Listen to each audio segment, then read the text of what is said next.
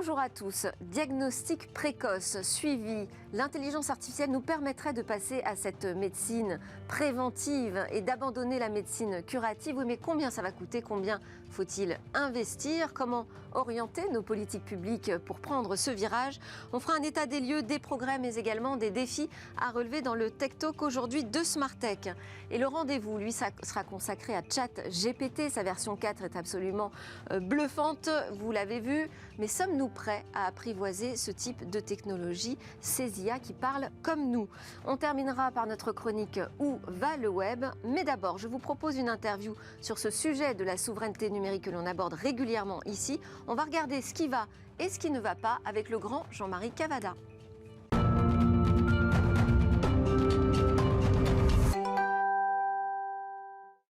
À la une de Smart Tech, deux sujets. Le sujet de la souveraineté numérique que nous allons aborder avec Jean-Marie Cavada, grand journaliste, également défenseur des droits des médias et des citoyens dans le monde numérique. On va parler aussi de médecine avec Thomas Serval, voilà, une des stars aujourd'hui dans la santé connectée en France. Merci beaucoup d'être avec nous. Vous êtes le PDG cofondateur de Barracoda et également l'auteur de Soignons les gens en bonne santé, paru chez l'Aude. Vous allez discuter avec Olivier Barretz, le directeur exécutif de Maincare, de cette façon dont on pourrait passer d'une médecine curative à une médecine préventive. Quelles sont les conditions pour réussir à prendre ce virage? Ce sera notre Tech Talk aujourd'hui.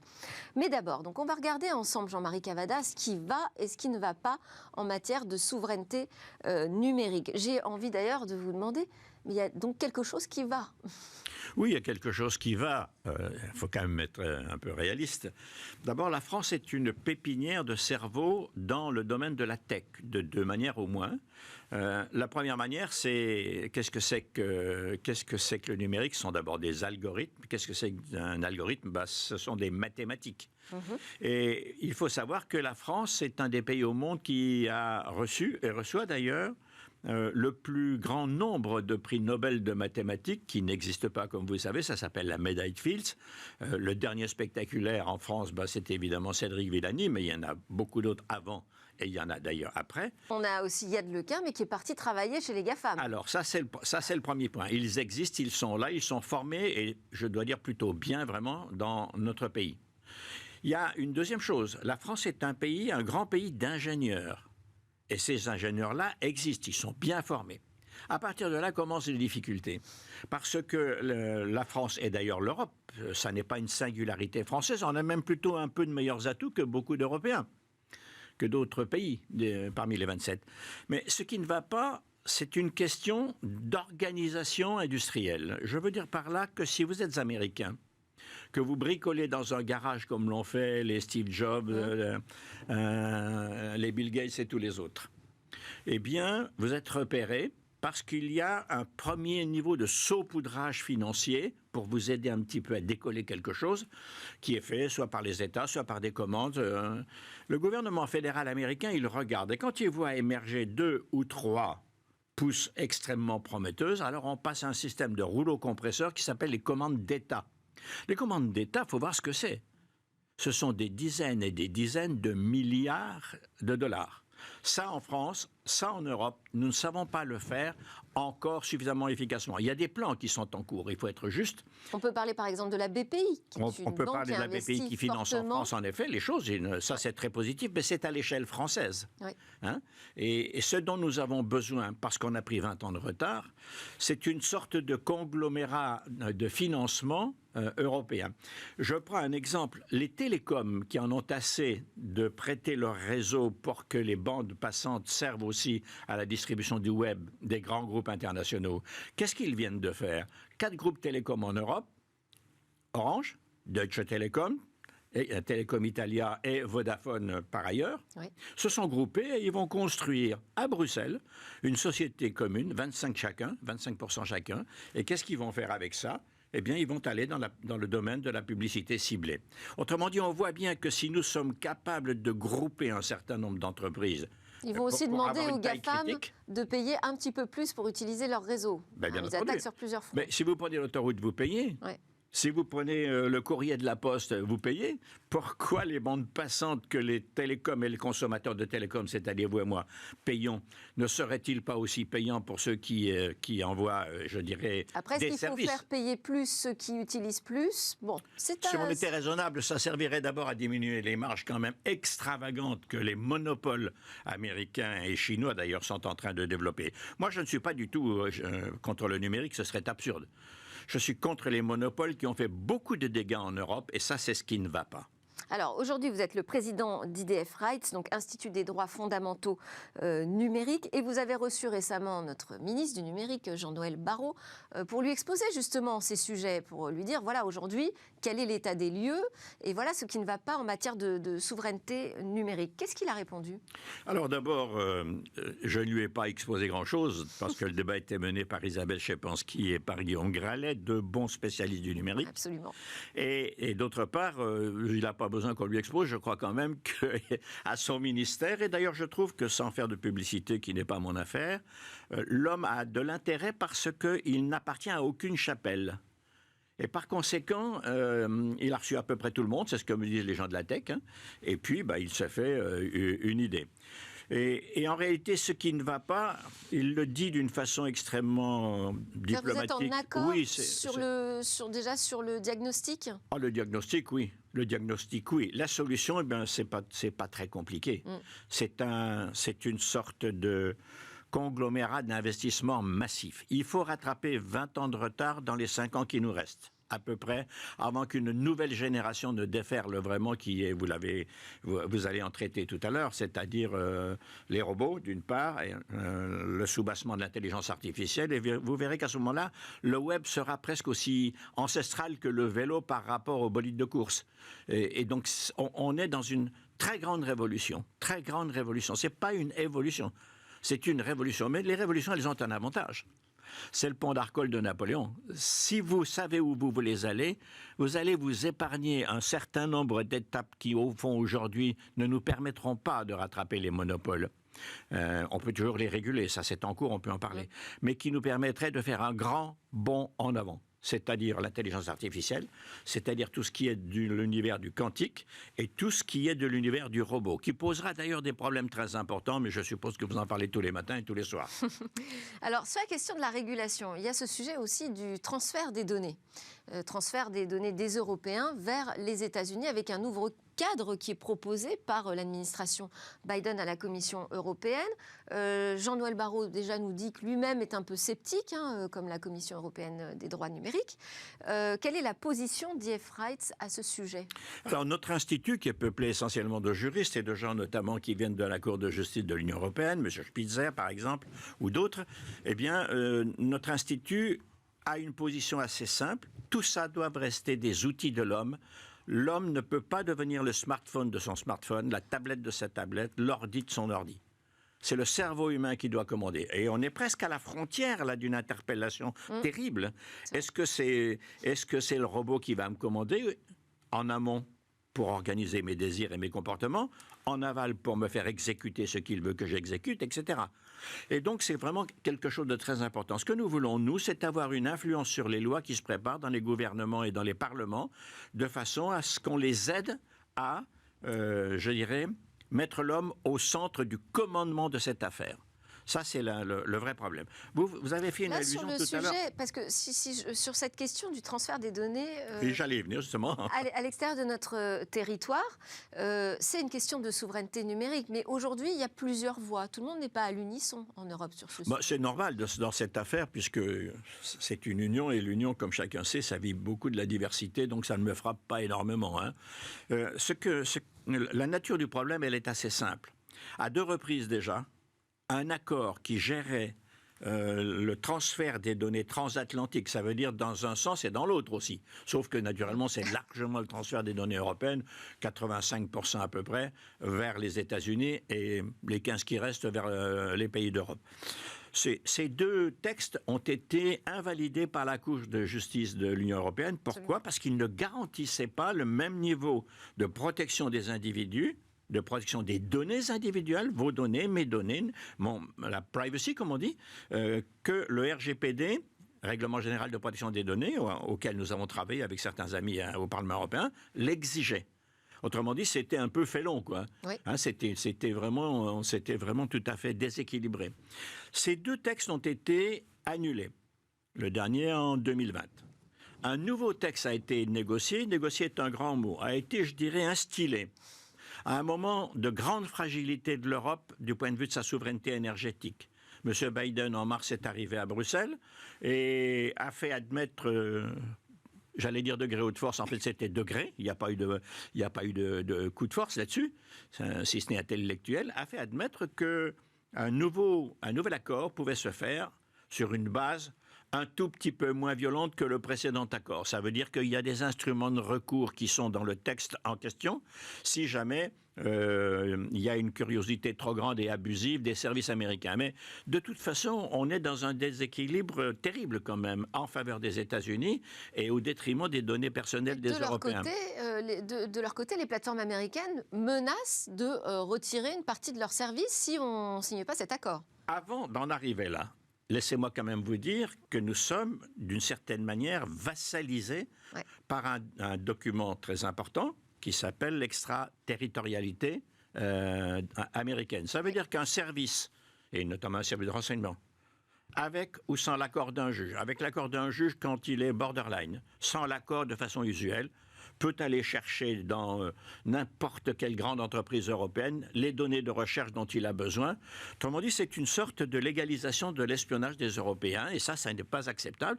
Je spécule que ce nouveau texte qui a été négocié, qui est en fin d'écriture, si je puis dire, ce nouveau texte, il va avoir le même destin. Et il y a un avocat autrichien et quelques autres que nous sommes, M. Max Schrems, absolument, que vous avez peut-être reçu, qui travaille sur ce sujet, parce que nous n'avons pas le même niveau de protection des données.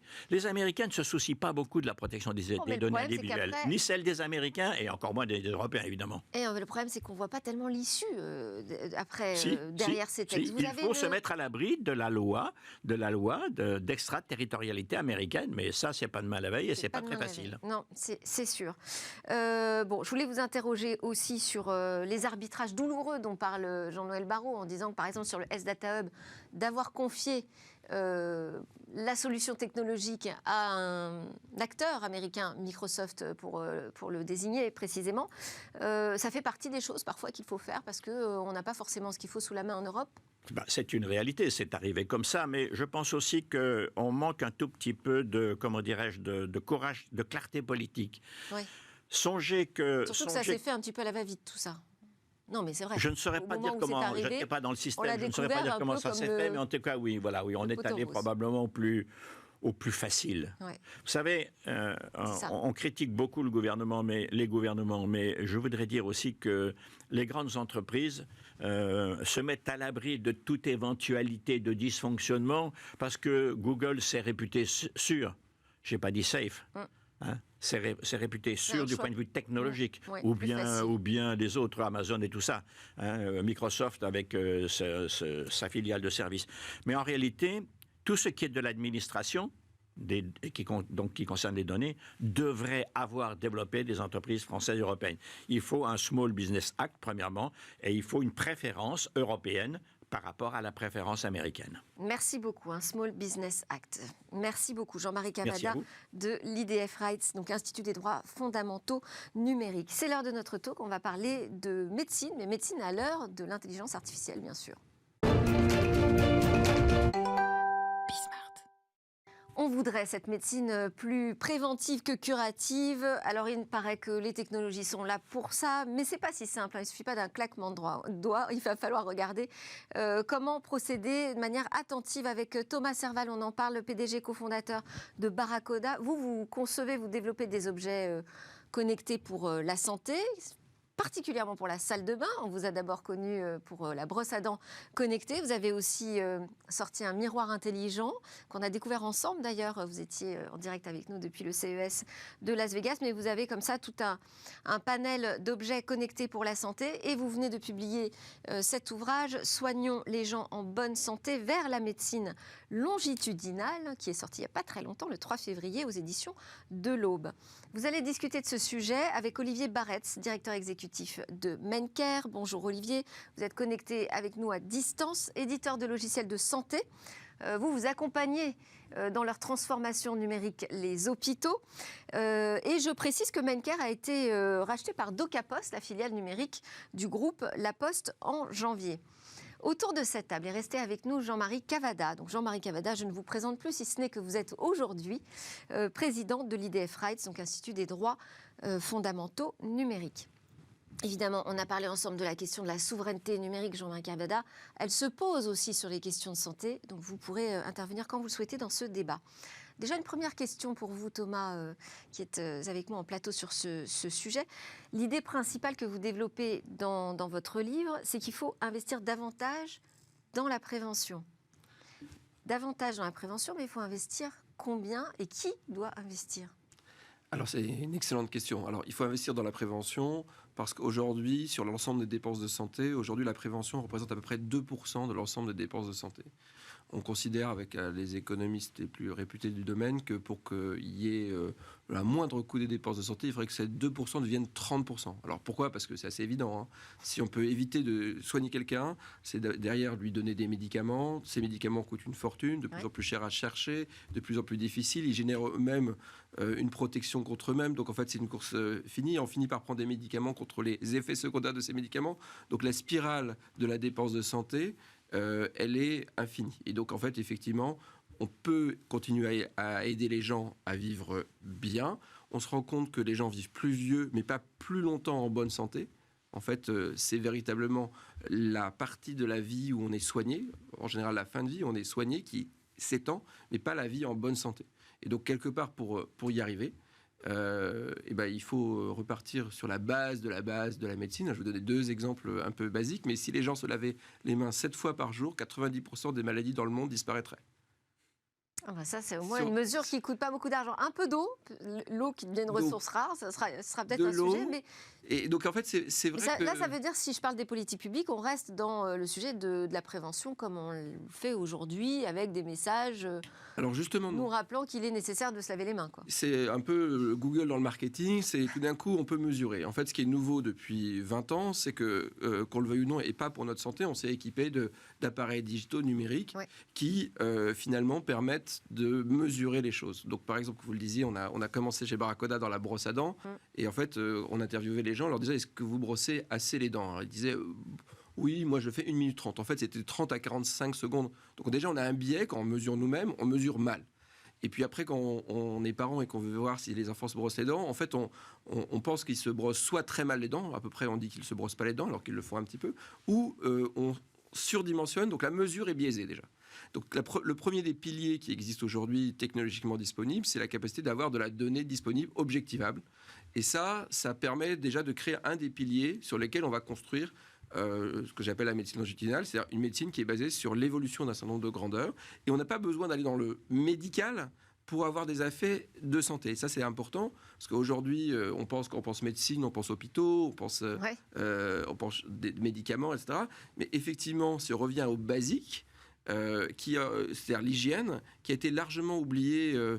Donc on en parle un peu dans le bouquin, hein. C'était quasiment la base de la santé jusqu'au 19e siècle, l'hygiène publique, complètement oubliée à partir de la Deuxième Guerre mondiale, pour une raison assez simple, c'est que dès qu'on est un peu malade, on sait qu'il y a un médicament, un antibiotique, quelque chose pour se soigner. C'est plus facile. Voir, et ça revient à l'autre partie de votre question, voir, on peut si j'ai une carie, par exemple, qui est une négligence régulière sur mes dents parce que je mange une alimentation trop sucrée, etc., je vais chez le dentiste, ça va me coûter 37 €, remboursé à 100% par la sécurité sociale. Donc en plus, le coût social que représente la négligence ou l'absence d'hygiène, il est supporté par l'ensemble de la collectivité. Et ça, ça va tuer notre système de santé si on continue comme ça. On le sait parce qu'en fait, une grande partie des maladies qui arrivent sont liées à l'environnement. Une grande partie des cancers qui peuvent être arrêtés très tôt s'ils sont dépistés assez tôt. Or, on ne va pas surveiller assez ses grains de beauté, on ne se pèse pas assez, qui est aussi une des manières de détecter qu'il y a des problèmes de... Donc en fait, toutes ces choses sur lesquelles on a déjà les outils, ils ne sont pas utilisés. Alors, je vais terminer sur un point. Oui, et même qu'on a diagnostiqué... Vous aurez le droit de reparler après, mais je voulais quand même qu'on fasse réagir Olivier Barrette. Juste pour terminer sur ce point, même qu'on a diagnostiqué qu'on a un problème, On a des médicaments qui nous soignent. Et une grosse partie des maladies cardiaques, par exemple, sur lesquelles il y a des médicaments très efficaces, proviennent ou reviennent parce qu'on ne prend pas ces médicaments. Donc la nécessité de la mesure, d'utiliser les données qui sont disponibles aujourd'hui grâce à ces objets. Olivier Barrès, quelles sont selon vous les autres conditions nécessaires pour déployer cette médecine préventive ? Alors, il y a un premier point sur lequel je voulais revenir. Tout à l'heure, on a parlé de curatif et de préventif. Je pense qu'il ne faut surtout pas opposer les deux, c'est-à-dire que le curatif va toujours exister de toute façon dans notre système de santé. Le préventif, comme l'a très bien dit Thomas, va prendre de plus en plus de place. C'est principalement lié aux prévalences des pathologies chroniques et le vieillissement de la population qui impose de toute façon de repenser le fonctionnement global en fait, de notre système de santé. Et c'est quelque chose qui est en cours depuis plusieurs années maintenant dans le monde. Il y a des pays qui sont peut-être plus en avance que nous, notamment on pense souvent aux pays anglo-saxons qui ont déjà pris un peu d'avance sur ces éléments-là. Et pour revenir à votre question, une clé, on en a déjà parlé tout à l'heure avec Jean-Marie Cavada, mais une clé importante concernant le bascule ou au moins les avancées autour de la médecine préventive, c'est la donnée et le traitement de la donnée. Thomas vient d'évoquer notamment toutes les données autour de l'état de santé du patient, voire même du citoyen. Nous, Maincare, on traite des données de santé qui sont de la production de soins. On a parlé des données au niveau de l'environnement. Ce sont un ensemble de données qui sont clés en fait pour comprendre le patient et le citoyen dans son ensemble et qui va justement permettre de pouvoir avoir des traitements algorithmiques qui vont pouvoir donner des indications extrêmement fiables concernant l'état de santé du patient. Un point important aussi sur la donnée, qui est clé aussi pour l'adoption de la médecine préventive, c'est la qualité de la donnée. Et ça, c'est un élément qui va être très, très important, notamment pour pouvoir travailler sur la fiabilité des indications qui pourront être données, et en particulier aux médecins quant aux orientations à proposer sur les traitements ou l'environnement apporté autour du patient. Mais Olivier Barrès, vous travaillez justement avec les hôpitaux, donc qui possèdent énormément de données. On sait qu'on a aussi une mine d'or de données avec le Health Data Hub aujourd'hui qui concentre l'ensemble des informations de données de santé des Français. Pour autant, est-ce que les professionnels de la santé sont prêts à les utiliser ? Alors aujourd'hui, nous, les systèmes qu'on traite dans les hôpitaux, ils sont essentiellement, voire même exclusivement liés au traitement de la donnée dans un épisode de soins. Et en fait, la transformation, elle est à ce niveau-là. C'est-à-dire que déjà, la structuration de la donnée, elle n'avait pas pour vocation à pouvoir avoir des traitements complémentaires, type justement les analyses de données dans des modèles de prévention, voire même de la recherche.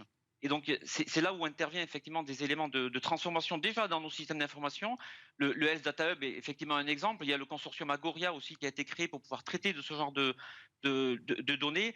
Mais effectivement, l'environnement hospitalier aujourd'hui doit se transformer pour pouvoir travailler sur déjà les modalités de recueil de la donnée d'une part, au-delà de la production de soins, mais aussi pour préparer la structuration de la donnée pour pouvoir travailler sur ces modèles de prévention. Alors nous, on les accompagne justement en travaillant sur des systèmes d'information qui vont pouvoir évoluer vers ces modèles-là, mais elle est lente aujourd'hui, et notamment parce qu'il y a des notions d'éthique et de souveraineté qui ont été évoquées précédemment, qui sont cruciaux pour pouvoir basculer sur ce modèle-là.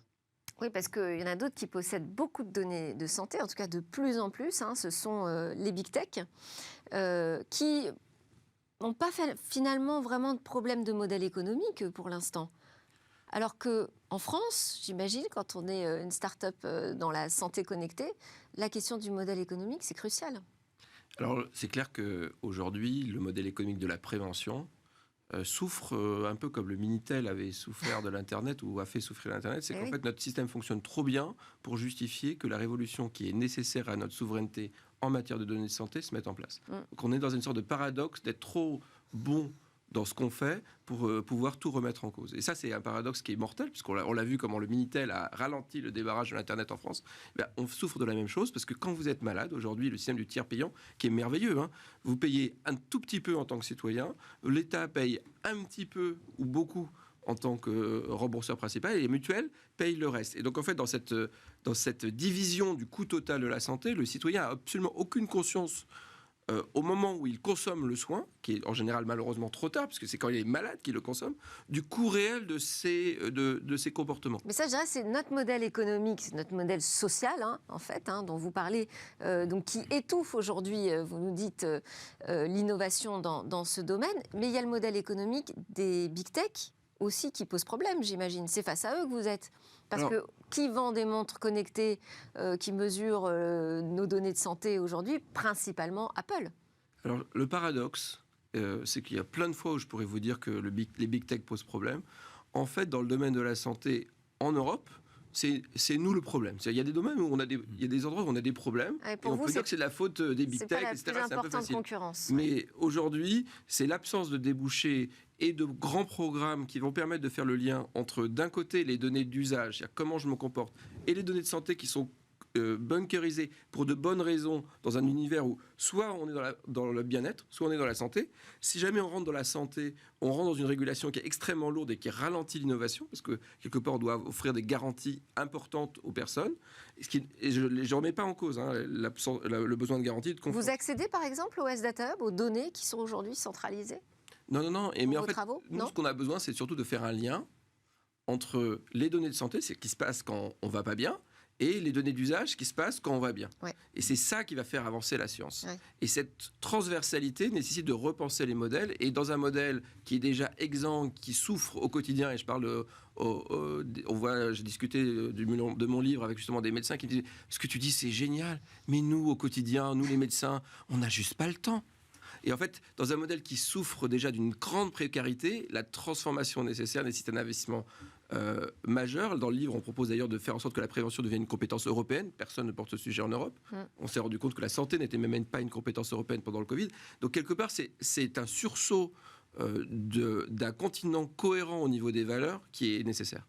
Une réaction là-dessus, sur ce... Pour très rapide, je trouve que c'est totalement fondamental ce qui est en train d'émerger avec la difficulté que M. Serval explique, parce que malgré les aspects très prometteurs d'une entreprise comme DocaPost, dont votre invité faisait mention tout à l'heure, qui fait déjà en quelques années 800 millions de chiffres d'affaires, ce qui n'est pas rien, et puis qui vient d'ailleurs d'agglomérer des cerveaux de très très très bonne qualité, ne serait-ce que Lafarge Poupard, qui était l'ancien patron de l'ANSSI, c'est-à-dire l'autorité nationale de services de sécurité de l'informatique. Mais ce que vous dites, M. Serval, me semble d'actualité, même si on ne le constate pas. Pourquoi? Parce que je pense que dans le domaine de la santé, on est presque au bout maintenant de l'ancien système. Et on voit les ruptures que ça cause.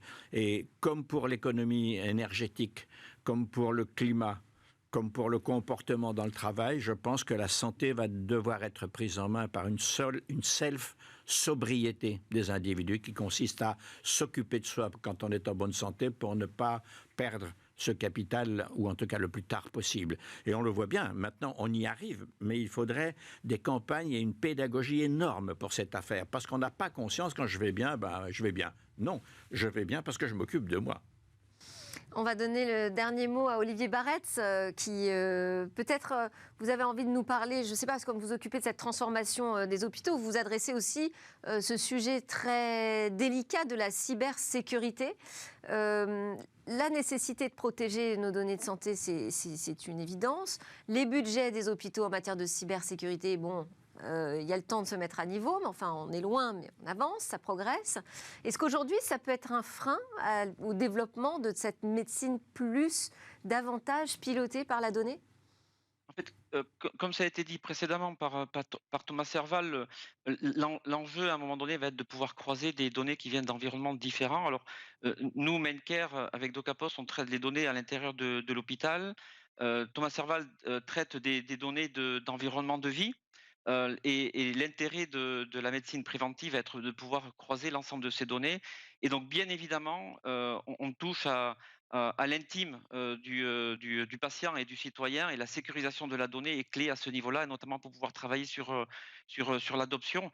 Et ce sont des travaux que l'on essaie de mener, enfin, que l'on mène, pardon, nous, côté éditeur de logiciels, et qui sont effectivement cruciaux sur ces éléments-là. Il y avait un autre point sur lequel je voulais revenir dans les éléments de discussion tout à l'heure, ça concerne les modèles économiques que l'on peut avoir sur la bascule en fait d'un modèle curatif et un modèle préventif, et pour pouvoir avoir une dynamique en fait côté industriel du numérique en santé, pour pouvoir travailler sur ces éléments-là, il est nécessaire à un moment donné de pouvoir effectivement avoir des modèles de financement globaux de notre système de santé qui vont nous permettre de travailler sur des financements qui sont différents et non pas des financements qui sont uniquement sur l'acte de soins tel que c'est notre modèle est construit comme ça depuis des années. Et effectivement, il va falloir qu'on bascule. Mais la démarche est en cours aujourd'hui, mais qu'on bascule sur des modèles de financement de comment je finance quelque part le citoyen qui reste en bonne santé et de telle sorte à ce qu'on puisse pouvoir faire émerger des champions du numérique qui vont pouvoir porter cette transformation. Et comme vous l'avez dit, de toute façon, tout ça va pouvoir se faire dans un environnement éthique, de souveraineté et très sécurisé. Et ça aussi, c'est un enjeu clé en fait de la bascule de ce mode de médecine porté sur la prévention. Ça fait quand même beaucoup de défis à relever. Messieurs, merci beaucoup pour vos éclairages. Olivier Barretz de Mencare, Thomas Serval de Barracoda et Jean-Marie Cavada de l'IDF Rights. On se retrouve juste après une petite pause. On va parler de ChatGPT 4, dernière version. Et avec cette question, est-ce qu'on va être capable d'apprivoiser ce progrès technologique ?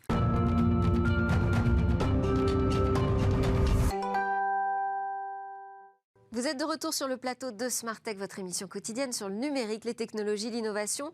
On va parler de ChatGPT version 4, toujours plus impressionnant ce ChatGPT, cette IA générative qui parle comme nous désormais. On en parle avec Hervé Lejouan, notre advisor. Bonjour Hervé. Bonjour Delphine. Et alors, est-ce qu'on est prêt face à ce bond spectaculaire de l'IA? Est-ce qu'on est prêt à apprivoiser cette technologie, Hervé ? Écoutez, c'est une bonne question. Alors c'est vrai que j'étais intervenu en début d'année pour la protection de l'enfance et là je me suis dit, quand j'ai vu un petit peu ce qui s'est passé avec ChatGPT, j'ai suivi ça bien sûr depuis la fin de l'année dernière, mais plus récemment, je me suis dit il faut quand même essayer d'aborder ça et d'en parler sérieusement au niveau des conséquences en fait. Alors peut-être un peu de rappel sur les données. Donc on sait que ChatGPT c'est issu de la société OpenAI, et en anglais, qui a été fondée à San Francisco par entre autres Elon Musk et Sam Altman. Et Microsoft a déjà investi plus de 10 milliards dans cette société. Alors la première version publique, elle est sortie fin d'année dernière. Et déjà, ça a été un bouleversement sur les possibilités en fait, de cette intelligence artificielle, parce qu'il a commencé à résoudre des problèmes complexes en générant du code, en traduisant, en répondant à des questions de façon avec un texte et un français, un anglais parfait. Enfin voilà. Donc et ce qui a amené, d'ailleurs, c'était une révolution, ce qui a amené à avoir plus de 100 millions de personnes dans le monde à fin janvier qui l'utilisaient. Et puis, il y a 2 semaines, la version 4 a été mise en ligne. Et alors là, ça a été encore, je dirais, un effet encore plus puissant. Et peut-être quelques données aussi sur ce que ça représente. Aujourd'hui, en fait, la version 4, elle s'appuie en fait sur 175... la version 3 s'appuyait sur 175 milliards de paramètres pour effectivement nous répondre correctement et autres, et tout ça collecté avec des millions de sites web et des données et des sources. Mais aujourd'hui, la version 4, elle s'appuie sur 10 trillions de paramètres. Alors 10 trillions, pour donner un ordre d'idée, parce que c'est vrai que c'est complètement fou, c'est le nombre de synapses qu'on a dans notre cerveau. Vous savez, les synapses, c'est toutes ces connexions interneurones. Et ben, c'est le nombre de connexions qu'on a dans notre cerveau au total, c'est à peu près ça, 10 trillions. Donc on voit des dimensions, en fait, qui sont en train, et c'est que le début, qui sont en train vraiment de révolutionner. Et puis, on a vu, vous avez peut-être entendu parler récemment, que ChatGPT a réussi un examen au barreau de Paris, et en étant dans les 10% des meilleurs résultats, alors que la version 3 était dans les 10% des plus faibles. Et puis, maintenant, on peut prendre des photos. Donc, ils ont pris une photo, et puis en prenant une photo d'un problème à Polytechnique, il a résolu le problème en moins de 10 secondes. Tout ça, c'est impressionnant et ça nous dit à quel point il est important de rappeler les limites, mais aussi les biais de ces technos. Oui, voilà, parce qu'il y en a effectivement, et comme ils le stipulent, déjà, ils le disent, les données s'arrêtent à fin 2021. Donc déjà, il n'est pas d'actualité. C'est pas quand on fait une recherche, on est sur des données d'actualité. Et là, fin 2021. D'autre part, ils disent qu'il peut avoir généré des informations incorrectes, donc ils sont quand même très prudents. Et on a vu récemment d'ailleurs quand Bing, Microsoft a introduit ChatGPT dans Bing, qu'on avait même du contenu outrancier. Donc c'est vrai que c'est là où on voit bien les choses. Et puis, c'est bien l'enjeu de ce type d'outil, en fait. C'est qui est à même de le contrôler, en fait. Quand ChatGPT vous donne réponse, on imagine bien qu'il s'est basé sur tout un tas de sources de données, mais on n'a aucun moyen de contrôler. Donc, et il faut, à la limite, être expert du domaine. si jamais on lui pose une question sur telle ou telle chose, pour finalement avoir un peu de recul et apprécier la qualité ou non de sa réponse. Sinon, on va la prendre brute de fonderie. Donc on voit bien l'impact que ça peut avoir, surtout sur les plus jeunes, qui n'ont pas encore reçu toute l'éducation, toute la formation, et qui pourront demain voir, entre guillemets, excusez-moi l'expression, ces paroles de GPT, alors qu'en fait, on n'est pas certain que ce soit juste. Donc on a un problème d'objectivité, la véracité, donc tout ça est un gros sujet. Et d'ailleurs, il y a eu une étude qui a été sortie par Pierre-Nicolas Schwab de la société d'études de marché Into the Minds, que je vous invite à regarder. Il a testé le taux de similarité. Donc en fait, il a répété plusieurs fois la même question, alors des millions de fois la même question, et de voir si ChatGPT variait ses réponses. Et en fait, le taux de similarité dans toutes les réponses sur la même question est de 73%. Donc en gros, avec un minimum de 40 et un maximum de 86. Donc on voit bien qu'il reste quand même dans un cadre de similarité des réponses et qu'on peut se poser la question sur l'objectivité. Bon, et donc, quant à cette question, est-ce que nous sommes prêts pour faire face au progrès incroyable de ces IA? Qu'en pensez-vous? Ah ben clairement non. C'est-à-dire que je pense que là, on a vraiment un problème. C'est-à-dire que c'est arrivé très vite déjà. Personne ne s'y attendait, il faut être tout à fait honnête. Hein. On imaginait, on voyait des choses. Mais là, on se rend bien compte de la puissance que cela va avoir. Et maintenant, on imagine, compte tenu, vous voyez les évolutions déjà en quelques mois, vous imaginez dans 1 an, dans 5 ans, dans 10 ans. Donc en fait, on est en train de voir qu'il se dit qu'en 2030, cette intelligence artificielle sera plus puissante que l'intelligence humaine. Donc ça va avoir des implications majeures dans la société. Et la première des implications, c'est dans le monde du travail, typiquement. Et ça va pas être, alors typiquement ChatGPT, parce que bien sûr il y a l'intelligence artificielle au niveau des robots, mais là on parle d'une intelligence artificielle qui va toucher des métiers qui ne sont pas des métiers manuels, mais qui sont des métiers, on va dire, intellectuels ou du tertiaire, comme journaliste, avocat, ingénieur, professeur, médecin, parce que ChatGPT va être capable de répondre à toutes ces questions. Et on voit bien cette implication. Et d'ailleurs, une étude de McKinsey Global Institute a révélé qu'entre 400 et 800 millions de travailleurs pourraient être impactés ou remplacés par une machine d'ici 2030, ou une IA. Donc 400 à 800 millions, c'est tout sauf négligeable. Et donc, est-ce qu'on anticipe ça? Non. La réponse est non. Donc on entend dire que 80% des métiers de demain n'existent pas encore, donc personne ne peut dire ce que ça va être. Mais en même temps, on sent bien que nos gouvernements ne font rien, et je ne parle pas seulement de la France, c'est global, ne font rien pour se préparer à cela, préparer nos jeunes, changer l'éducation. Et quand on connaît le temps long qu'il faut pour changer des programmes d'éducation ou de formation, on ne voit pas aujourd'hui comment on va pouvoir accélérer tout cela pour que ça réponde typiquement demain, en 2030, en 2035, ça y est, l'intelligence artificielle sera là, elle sera partout dans tous les métiers. Et est-ce qu'on sera préparé? Je crains que non. Et puis, il y a cette autre interrogation sur la cybersécurité, les questions de protection des données que ça pose. Hein. Alors, effectivement, alors là, récemment, en plus, il y a eu des choses, et il commence à dire qu'il y a plus de 50% déjà des directeurs informatiques, en le disant comme ça, qui pensent que d'ici 1 an, il y aura des attaques majeures qui sont issues de ChatGPT. Parce qu'aujourd'hui, ChatGPT, vous pouvez lui poser une question en lui disant que vous souhaiteriez attaquer tel réseau ou telle société de telle façon. Alors, il faut être assez précis dans les questions, mais quand même, et il va vous générer le code. Donc, en gros, des cyberattaques, il n'y a plus besoin d'être un développeur confirmé pour aller programmer une attaque. Demain, il faudra juste finalement poser un certain nombre de questions pour pouvoir générer du texte. Alors, ChatGPT et OpenAI, ils disent non, mais on prévient ça, on essaie de limiter. Mais en fait, je connais déjà des gens qui ont, bien sûr, pour des questions de regarder ce qui se passe, ont déjà fait ça et voient que ça génère du code et que ça permet d'attaquer. Donc, on voit bien les enjeux qu'on va avoir demain, effectivement, sur toute cette partie cybersécurité.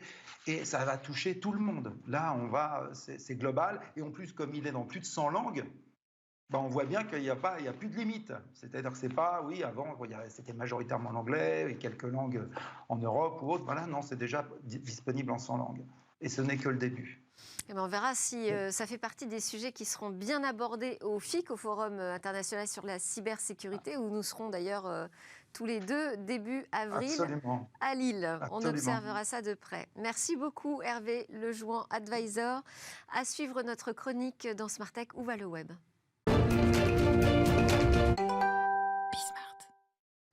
Peut-être avez-vous déjà croisé ce mot, cette expression de token getting. Sinon, Eva va nous expliquer de quoi il en retourne. Connaissez-vous le token gating, littéralement l'ouverture de porte grâce à un jeton, comme un sésame ouvre-toi? C'est tout simplement le fait de réserver l'accès d'un site internet, d'une plateforme ou d'une application au détenteur d'un NFT. C'est ce principe que souhaite démocratiser la plateforme de commerce électronique Shopify. Elle va mettre à disposition de ses commerçants une sorte de boîte à outils. Les marchands pourront alors créer leur application de token gating et eux-mêmes offrir une expérience personnalisée à ceux qui arrivent sur leur site internet, si tant est qu'ils aient donc des NFT, bien sûr. Dans le cas de Shopify, votre portefeuille crypto doit être lié à la blockchain Ethereum, blockchain qui permet d'ailleurs de ne divulguer aucune de ses informations personnelles lorsqu'on se connecte, comme son nom, son numéro de téléphone ou encore son adresse. Dans le monde des NFT, les usages réservés à une communauté, ils existent déjà. Sur certaines plateformes, certains détenteurs de tokens peuvent par exemple accéder à des événements privés. Les fans de sport ont droit eux aussi à leurs fan tokens pour participer à la vie de leur club. C'est aujourd'hui dans les boutiques que le token gating semble donc prêt à se démocratiser. Et voilà, on découvre plein de choses en regardant Smart Tech tous les jours sur la chaîne Bismart. Vous pouvez nous suivre également en podcast et en replay. Aujourd'hui, on s'est intéressé à ce virage d'une médecine curative vers une médecine préventive et puis à cette question de la souveraineté numérique. Qu'est-ce qui va et qu'est-ce qui ne va pas? Merci à tous de nous suivre régulièrement. Ces discussions et ces réflexions sur la tech, on les continue bien évidemment dans Smart Tech.